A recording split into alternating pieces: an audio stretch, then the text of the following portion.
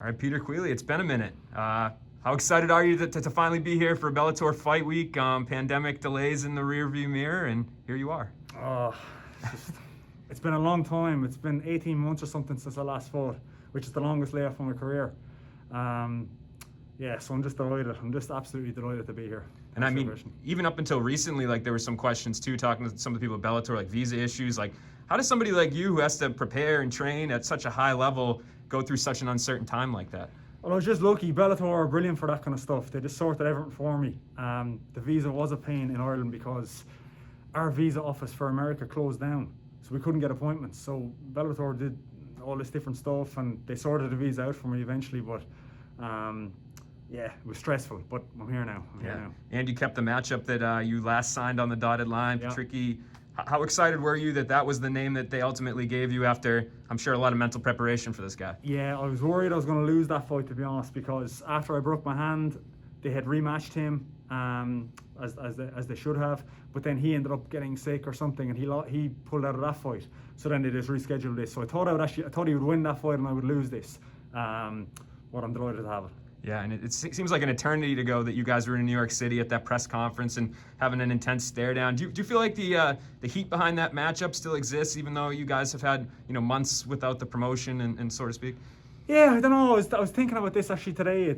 I feel like a little bit of it has fizzled a bit compared to. It's still there, but compared to what it was, a little bit of it had fizzled away because it's a long time ago. It's over a year ago now that we actually met him. I feel like I've been. This mask keeps getting my mouth. It's all good, man. I feel I've been preparing for this fight forever, for my whole life almost now at this stage. So there's still the real heat with this fight is I think it's people are starting to realise what it's going to be. That it's going to be just a bloodbath of a thing with the two of our styles. So that's where I think the excitement is now, rather than this bitchy kind of rivalry or whatever. It's just that I know this is going to be a scrap, which is what I'm excited about. Absolutely, and the lightweight division's kind of in a weird place right now with Patricio competing a lot at featherweight.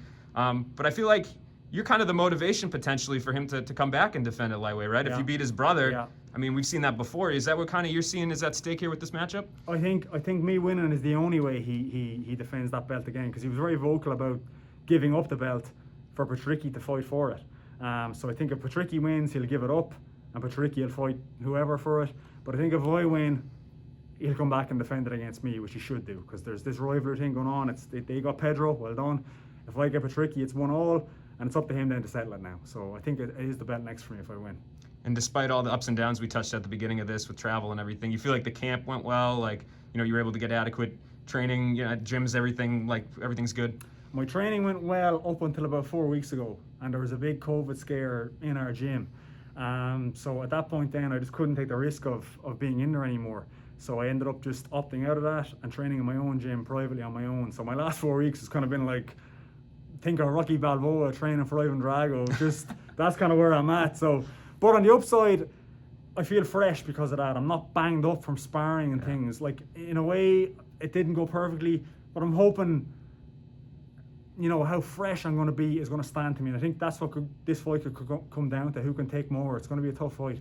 And I know you and Conor McGregor were kind of on different time frames, but you were able to get any work in with him for this one? Or? Zero for him for this one, nothing. He's been away in Dubai, so he hasn't even been here. Yeah. So nothing, but I've 10 years of training with him, so I have enough. I've learned a lot from him, and I've enough training done with him. He's always kind of with you. Yeah, he's always with me. Yeah, so if I'm a fan and I tune into this one, how do you guys steal the show, like you said earlier?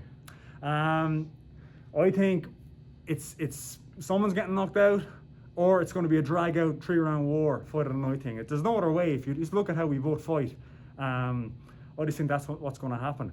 Like, whatever about our personal differences, I do respect how he fights. He comes to take you out, which I like, and that's how I like to be fought as well.